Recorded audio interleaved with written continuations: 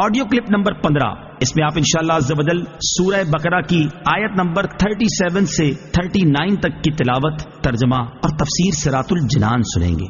بسم اللہ الرحمن الرحیم۔ ترجمہ: اللہ کے نام سے شروع جو نہایت مہربان رحمت والا ہے۔ فتلقى آدم من ربه كلمات فتاب عليه إنه هو التواب الرحيم۔ ترجمہ: پھر آدم نے اپنے رب سے کچھ کلمات سیکھ لیے تو اللہ نے اس کی توبہ قبول کی، بے شک وہی بہت توبہ قبول کرنے والا بڑا مہربان ہے۔ فَتَلَقَّى آدَمُ مِن رَبِّهِ كَلِمَاتٍ، پھر آدم نے اپنے رب سے کچھ کلمات سیکھ لیے۔ تفسیر صراط الجنان میں ہے حضرت آدم علیہ السلام نے اپنی دعا میں یہ کلمات عرض کیے: ربنا ظلمنا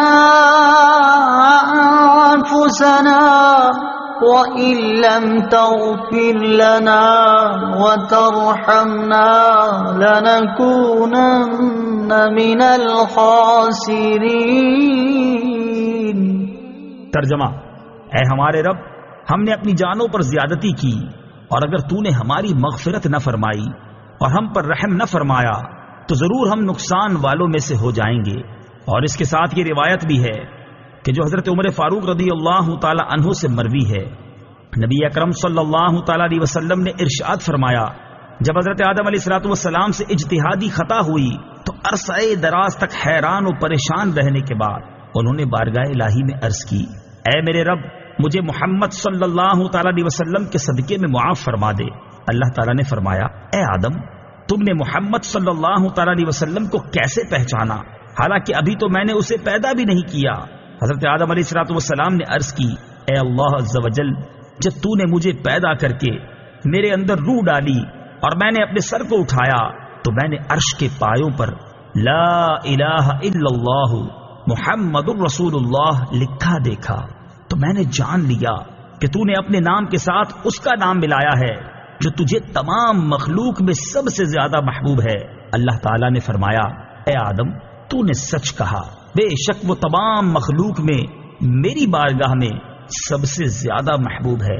تم اس کے وسیلے سے مجھ سے دعا کرو، میں تمہیں معاف کر دوں گا، اور اگر محمد صلی اللہ تعالی علیہ وسلم نہ ہوتے تو میں تمہیں پیدا نہ کرتا۔ بارگاہ الہی کے مقبول بندوں کے وسیلے سے دعا مانگنا جائز ہے۔ اس روایت سے یہ بھی ثابت ہے کہ مقبولان بارگاہ کے وسیلے سے بحق کے فلاں اور بجاہ فلاں کے الفاظ سے دعا مانگنا جائز۔ اور حضرت آدم علیہ السلام کی سنت ہے، یہ یاد رہے کہ اللہ تعالیٰ پر کسی کا حق واجب نہیں ہوتا، لیکن وہ اپنے مقبولوں کو اپنے فضل و کرم سے حق دیتا ہے، اور اسی فضل و کرم والے حق کے وسیلے سے دعا کی جاتی ہے۔ اس طرح کا حق صحیح احادیث سے ثابت ہے، جیسے بخاری میں ہے: جو اللہ اور اس کے رسول پر ایمان رکھے اور نماز قائم کرے اور رمضان کے روزے رکھے تو اللہ عز و جل پر حق ہے کہ اسے جنت میں داخل کرے۔ توبہ کا مفہوم اور اس کے ارکان۔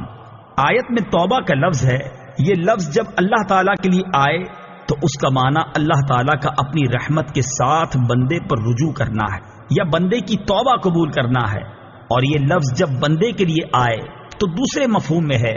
توبہ کا اصل مفہوم اللہ تعالیٰ کی طرف رجوع کرنا ہے۔ امام نووی رحمت اللہ تعالی علیہ کے کلام کا خلاصہ ہے کہ توبہ کی 3 شرائط ہیں: نمبر 1 گناہ سے رک جانا، نمبر 2 گناہ پر شرمندہ ہونا، نمبر 3 گناہ کو چھوڑ دینے کا پختہ ارادہ کرنا۔ اگر گناہ کی تلافی اور تدارک ہو سکتا ہو تو وہ بھی ضروری ہے۔ جیسے اگر کسی نے نمازیں چھوڑی ہوں تو اس کی توبہ کے لیے پچھلی نمازوں کی قضا پڑھنا بھی ضروری ہے۔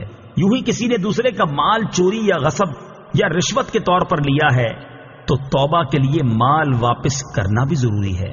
قُلْنَا اهْبِطُوا مِنْهَا جَمِيعًا فَإِمَّا يَأْتِيَنَّكُم مِّنِّي هُدًى فَمَن تَبِعَ هُدَايَ فَلَا خَوْفٌ عَلَيْهِمْ وَلَا هُمْ يَحْزَنُونَ والذین كفروا وكذبوا بآیاتنا اولئک اصحاب النار هم فیہا خالدون۔ ترجمہ، ہم نے فرمایا تم سب جنت سے اتر جاؤ، پھر اگر تمہارے پاس میری طرف سے کوئی ہدایت آئے تو جو میری ہدایت کی پیروی کریں گے انہیں نہ کوئی خوف ہوگا اور نہ وہ غمگین ہوں گے، اور وہ جو کفر کریں گے اور میری آیتوں کو جھٹلائیں گے وہ دوزخ والے ہوں گے، وہ ہمیشہ اس میں رہیں گے۔ فمن تبع ہدایا، تو جو میری ہدایت کی پیروی کریں۔ تفسیر صراط الجنان میں ہے، ہدایت الہی کے پیروکاروں کے لیے بشارت ہے کہ انہیں نہ تو قیامت کی بڑی گھبراہٹ کا خوف ہوگا اور نہ وہ غمگین ہوں گے، بلکہ بے غم جنت میں داخل ہوں گے۔ یہاں جمع کے صیغے کے ساتھ سب کو اترنے کا فرمایا، اس میں حضرت آدم علیہ الصلوۃ والسلام اور حضرت حوا رضی اللہ تعالی عنہا کے ساتھ ان کی اولاد بھی مراد ہے جو ابھی حضرت آدم علیہ الصلوۃ والسلام کی پشت میں تھی۔